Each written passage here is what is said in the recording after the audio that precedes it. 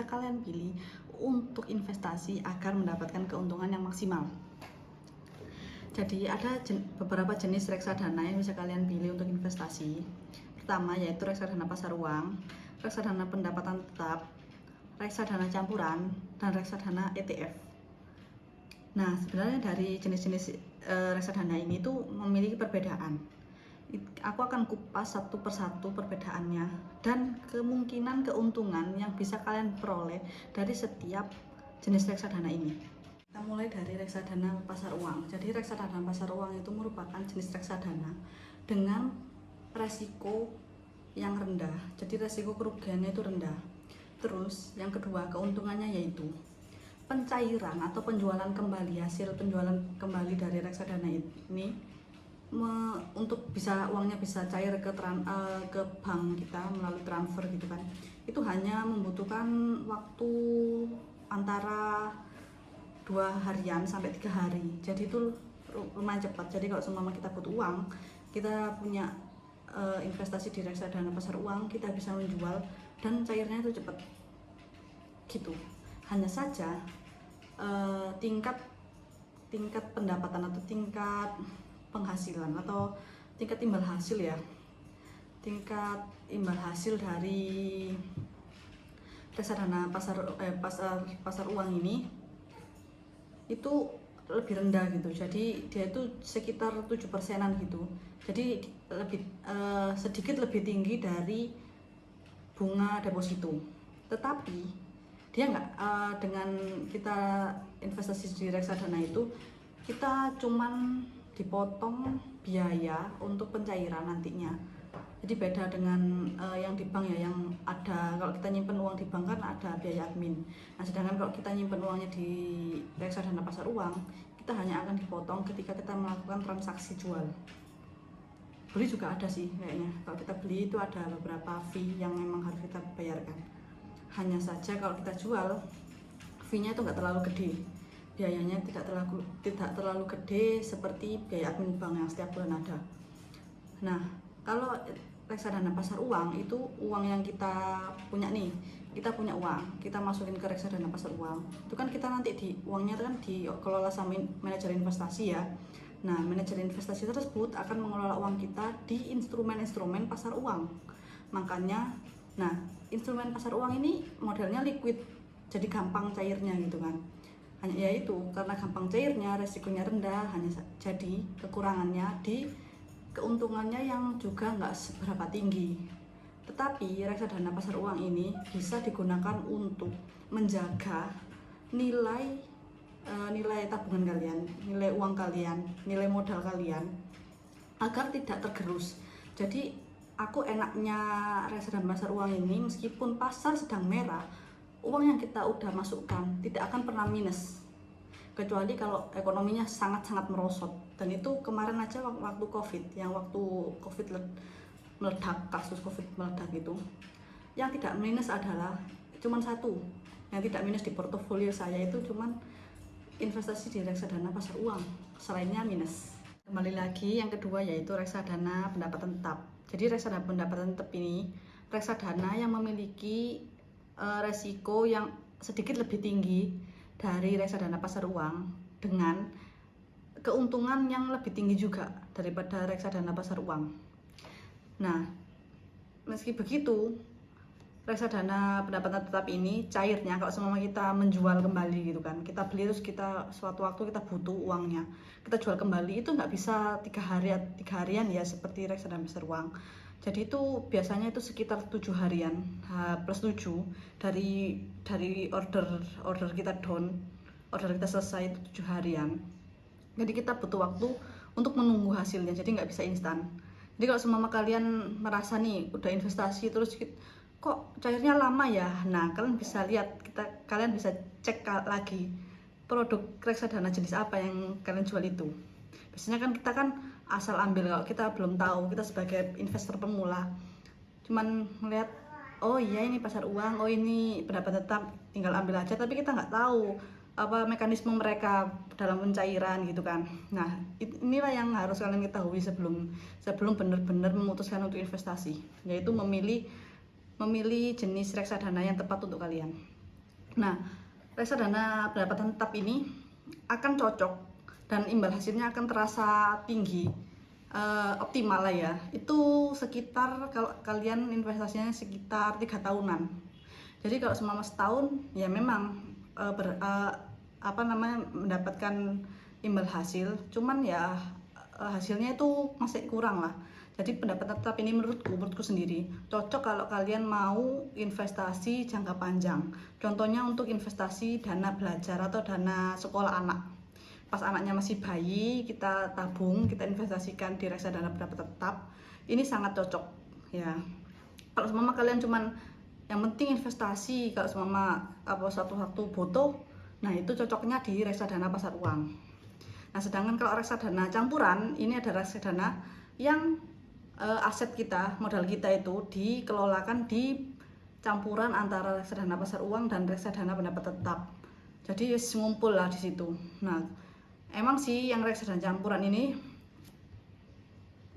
hasilnya juga lebih tinggi dari dua reksadana sebelumnya, tetapi resikonya juga lebih tinggi. Gitu. Nah, saat lebih tinggi ini, jadi kan kita kan harus benar-benar teliti ya. Kalau semua kita takut rugi, ya ini nggak cocok. Cuman kalau semua kalian mau yang penting aku untung banyak, rugi kan sementara, semua kalian punya pemikiran seperti itu ya boleh-boleh saja gitu kan. Nah, kalau sedangkan reksadana saham, nah kalau reksadana saham itu modal yang kita masukkan ke manajemen investasi itu sama mereka akan dikelolakan di instrumen saham. Nah, kalian kan biasanya loh kalau gitu kan sama aja Kak, aku nitip uang ke orang tapi nanti orang itu akan belikan saham dari uangku. Ya tentu ya bener kayak gitu memang konsepnya.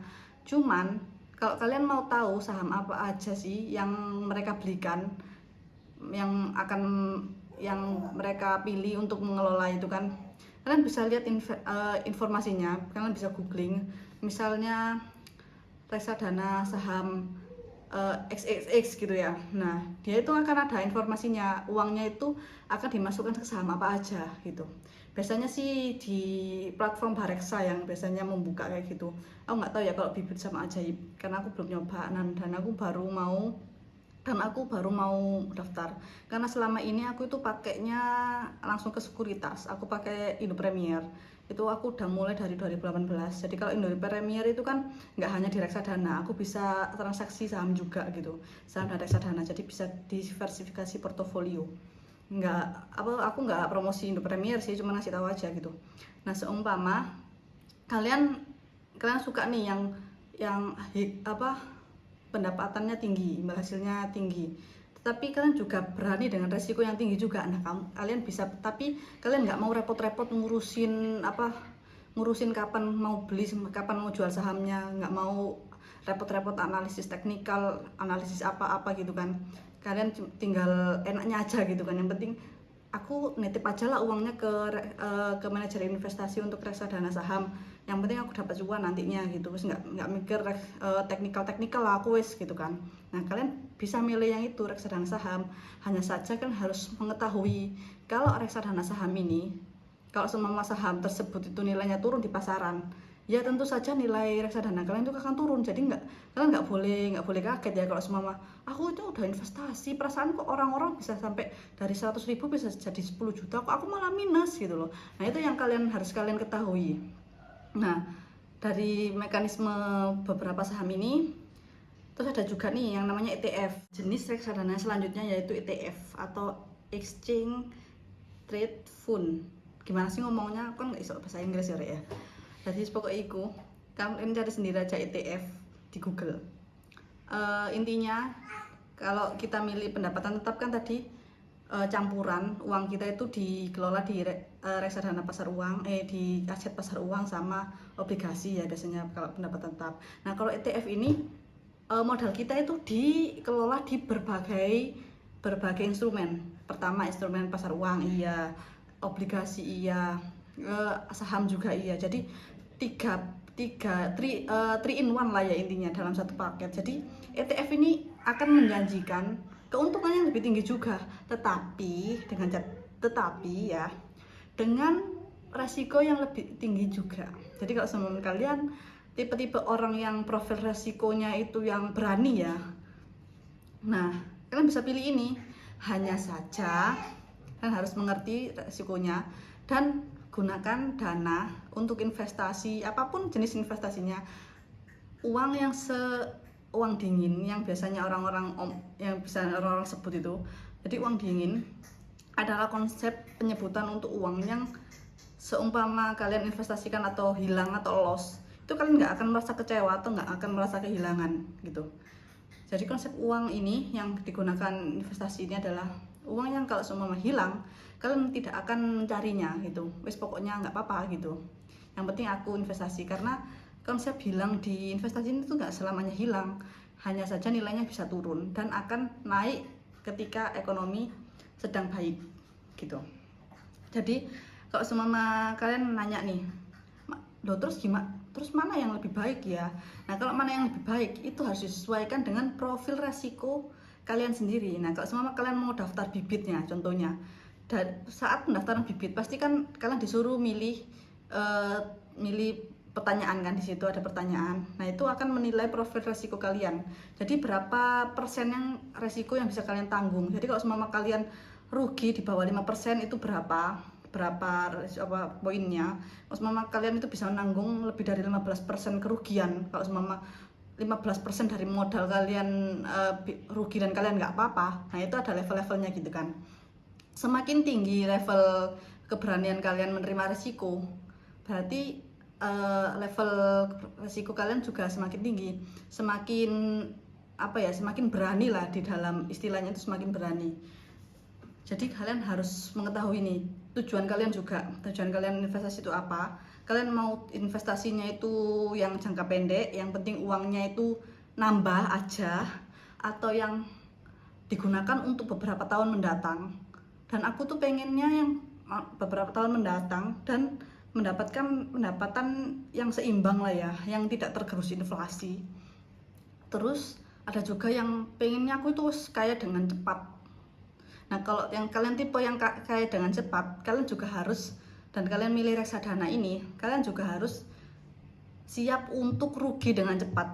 Meskipun kerugian ini enggak serta-merta langsung kalian derita rugi ya, kecuali kalau semua kalian tahu kalau reksadana kalian loss terus habis itu kalian jual, nah itu baru rugi. Nah, kalau semua reksadana kalian loss, terus tungguin aja gitu sambil menerima nasib, terus beberapa bulan ke depan atau beberapa tahun ke depan reksadananya mulai bangkit dan mulai menunjukkan keuntungan. Nah, itu berarti kalian akan untung. Hanya saja yang di permainan bukan permainan ya.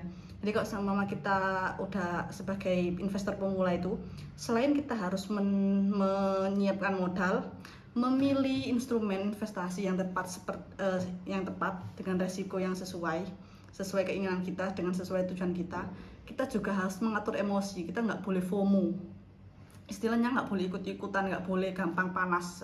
Kalau semama kita tahu nih kita tujuannya jangka panjang, nah dalam jangka pendek ternyata reksadana kita tiba-tiba merah gitu kan, ya wis kita diemin aja, uang kita nggak akan hilang gitu loh.